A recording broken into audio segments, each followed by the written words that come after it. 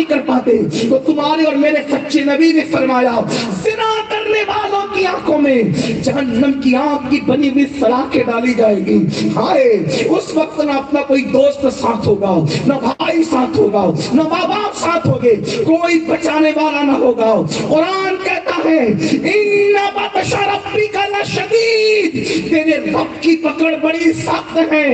اللہ جس کی پکڑ کر لے پھر اس کو کوئی چھڑانے والا نہیں ہوتا.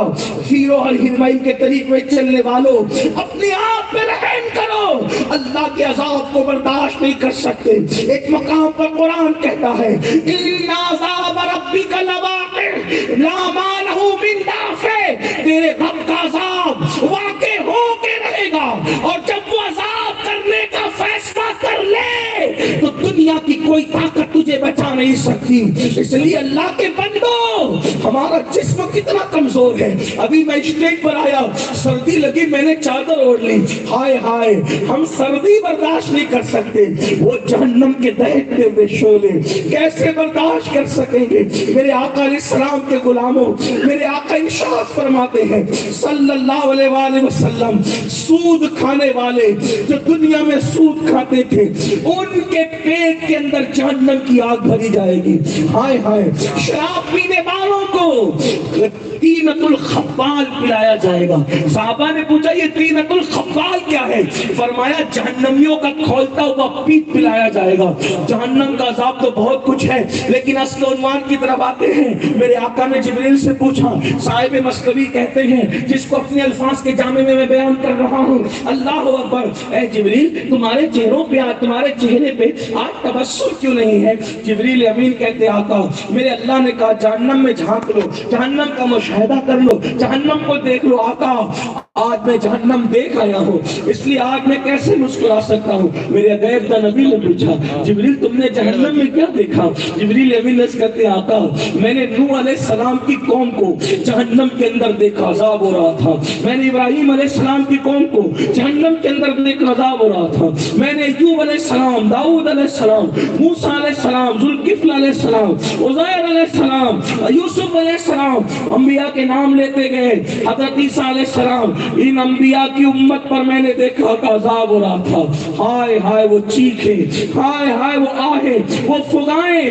میرے آقا علیہ السلام نے سب نبیوں کی قوم کا ذکر سنا، حتیٰ کہ عیسیٰ علیہ السلام کا ذکر آ کر جبریل چپ ہو گئے تو میرے کریم آقا تڑپ گئے. میرے آقا کے دل میں اپنی اولاد سے زیادہ میں ذمہ دار ہوں اپنی گفتگو کا توجہ کرنا. ہائے ہائے ہم نے کیا بے وفائی کی اپنے نبی سے، ہم نے کیا جفا کی اپنے نبی سے. اللہ اکبر، ہم نے کس قدر اپنے نبی کو سلے کے اندر بے وفائی اور جفا کاریاں دی ہے. میرے آقا اپنی اولاد سے زیادہ، اپنی جان سے زیادہ اپنی امت سے محبت کرتے ہیں. ہائے اللہ اکبر، میرے آقا نے جب عیسیٰ علیہ السلام تک کا ذکر سنا ان کی قوم کا تو پوچھا جبریل کیا تو نے میری امت کو بھی جہنم میں دیکھا؟ جبریل تو نے میری امت کو بھی جہنم میں دیکھا؟ جبریل تو نے میری امت کو بھی جہنم میں دیکھا؟ جبریل چپ ہے. جبریل جانتے ہیں یہ رسول طائف کی وادیوں میں پتھر کھانے کی ہمت تو رکھتے ہیں، یہ رسول احد کے میدان میں دلکار تو شہید کروا سکتے ہیں، یہ رسول اللہ اکبر حمزہ کا چبایا ہوا کلیجہ تو دیکھ سکتے ہیں، یہ رسول اپنے اصحاب کے جسم کے ٹکڑے میدان احد کے اندر دیکھ سکتے، دیکھا بھی ہے. لیکن امت سے اتنی محبت ہے، حالانکہ اصحاب بھی امت میں ہے لیکن وہاں مسئلہ شہادت کا ہے اور درجات کی بلندی کا ہے، تو وہ حوصلہ تو ہے کہ یہ سب دیکھ لیں. لیکن میرے آقا اللہ اکبر امت سے اتنا پیار کرتے ہیں، امت سے اتنی محبت کرتے ہیں کہ اپنی امت کو میرے آقا جہنم میں نہیں دیکھ سکتے. سرکار نے پوچھا اے جبریل کیا تو نے میری امت کو بھی جہنم میں دیکھا؟ تو جبریل امین اب کہتے ہیں ہاں آقا میں نے آج آپ کی امت کو بھی جہنم میں دیکھا. آپ کی امت کا برا حال تھا، بس اتنا سننا تھا. آقا نے جبریل کو چھوڑ دیا اور آقا کہتے ہیں رب ہب لی امتی، رب ہب لی امتی، رب ہب لی امتی.